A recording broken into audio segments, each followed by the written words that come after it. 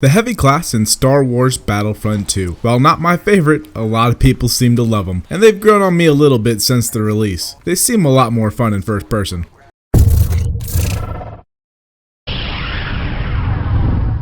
The heavy class is probably my least favorite in Star Wars Battlefront 2. That's not to say they're bad.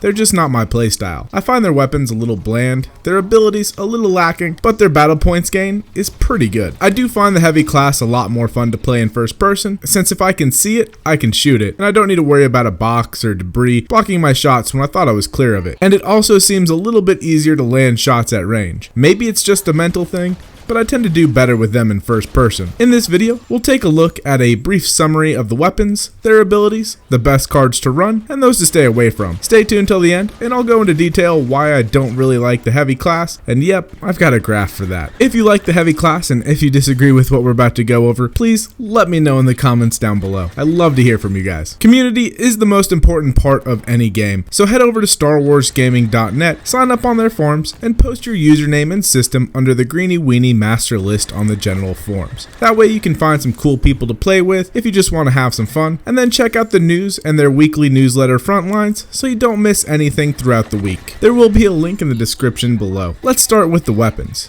If you're looking for more information for each individual weapon, there's a link in the corner of your screen now for the Blaster Breakdown playlist, so be sure to check that out. Here we're just going to compare the damages so you know what you're going up against in running, and the chart that will be coming up on your screen has just the base weapons on it. I didn't add any of the attachments that affect damage, since that's a lot of information to put up on a slide, and if you want that information, it's in each weapon's video, so be sure to check it out. If you're looking for the highest damage per round weapon, we have the DC-15LE with explosive shot at 25 damage per round. But that attachment also drops the rounds per minute down to 450 and the number of rounds available down to 25. Since the negatives outweigh the positives for the explosive shot, the highest damage per round, and having the weapon be viable, oh, I may hear it in the comments for that one, we have the FWMB10K, which at close range deals 24 damage per round and drops to 15 at long. Even with the ion shot attachment, it still beats the other weapons at 22 damage at close range and 13 at long. This weapon also has a 450 round per minute rate of fire, similar to the DC-15LE explosive round, but it has 64 rounds available with the cooling modification, which is far more than the 25 the explosive shot gives you. The second highest damage per round goes to the TL50. The TL50 does 20 damage at close range and drops down to a painful 10 damage per round at long. This weapon is probably the best close range weapon in the class. It will drop troopers quick and has the fastest cooling time in class, matching the assault class instead of all the other heavies. This weapon also has a very fast rate of fire at 700 rounds per minute, which is second fastest in class, and an attachment for a secondary fire,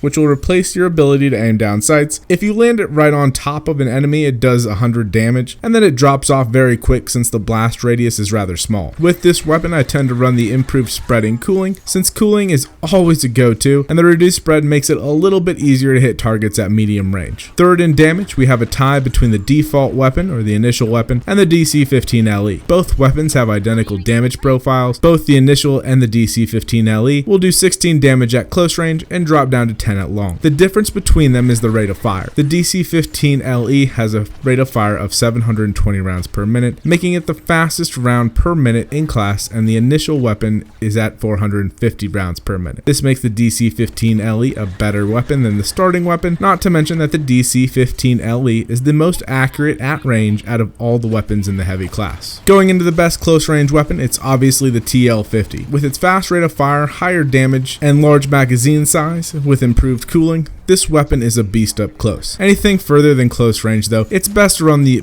best overall weapon, which is probably the FWMB10K. With its high damage per round, it can drop enemies faster than any other weapon in class if you land your shots at a distance, and you might as well run the ion shot with it since it really doesn't affect the time to kill until you start pushing long range, and it can make quick work of other heavies' shields. However, the slow rate of fire does make this weapon a little tedious at times. For the abilities of the heavy class, they're alright, right, I guess. They each are useful when used properly, however, they're just not anything to write home about. The left default ability, which is always going to be the grenade, is the impact grenade. The impact grenade has netted probably the highest number of kills for me than any other grenade, since if a target is low and dips behind cover, you can pretty easily finish them off with this one. As for the right ability, it's a personal shield. It's similar to riot shields in other shooters, and will block incoming fire for a short period of time. Well, it'll block for a little bit longer since it is kind of health based as opposed to time based. This will drop your speed though to a snail's pace, and it doesn't rotate upwards if you try to look up, so it's only good for a head-on engagement.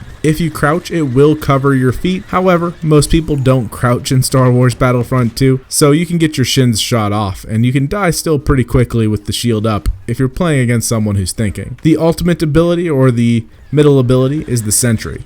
Now, Century is the saving grace of the heavy class. It used to be far better before Supercharged Century was nerfed, but we'll get into that, but it's still really good. This will basically replace your weapon with a minigun for a short period of time, and it's super accurate. It has a high rate of fire and can make quick work of anyone in your path. Again, like the shield, it will bring your movement to a grinding halt, so don't be too far in the open when you activate this, because you'll probably get melted pretty quickly. This ability is especially strong against heroes, not as strong as it used to be, but it'll still do a number on them. If you want to change out your default ability, the heavies do give you a wide variety of options. Like the officer class, there's only a few I wouldn't recommend using, but that's mainly due to better options for those slots. You can make worse versions or worse cards work for you, it's just not as easy. First, we'll start with the ones you should use, or at least try if you haven't already. We'll start with the obvious best card for the heavy class, and that's the ion turret. Now, I hate using turrets in this game. I truly despise anything that doesn't require an action by the player in order to get a kill. And turrets in this game are drop and forget. Unlike trip mines or traps, turrets will lock on, fire, and kill for you no matter where they're placed, even if they're placed poorly, and don't die themselves unless you choose to detonate it, the enemy focus fires it, which will take the enemy out of the fight for a while, or you die and it despawns. Mines and traps are one kill and they're gone, but not turrets. They last forever, and the ion turret has an unlimited range on it and will target enemy troopers first, it seems. The ion turret is a must in any map that isn't a choke point, and even then, it's a hard toss-up between it and the personal shield. If you decide not to run the ion turret, the improved shield is a great choice for an extra health buff since it will increase the life of your shield. This makes it last longer than usual and will usually help win you a gunfight. It's a great option, but you could also use barrage. It's not as good and it's very situational,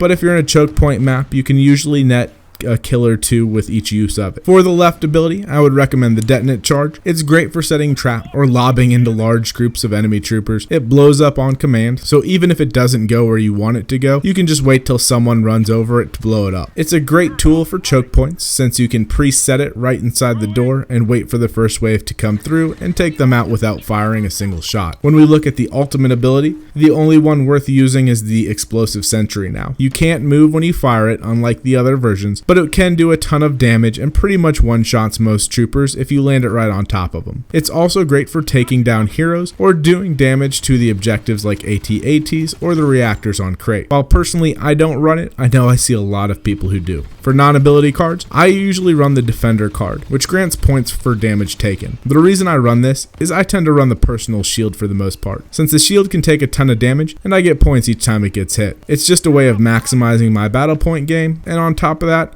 I usually run the Bounty Hunter card too, and that'll get me a hero really quickly with a heavy class. The only card I would say not to use is the Supercharged Century. This card was nerfed into oblivion a while ago, and it doesn't last long enough to do any major damage. It basically requires you to be 100% on target, and that's really hard to do in this game. Again, the heavy class, they're not my cup of tea.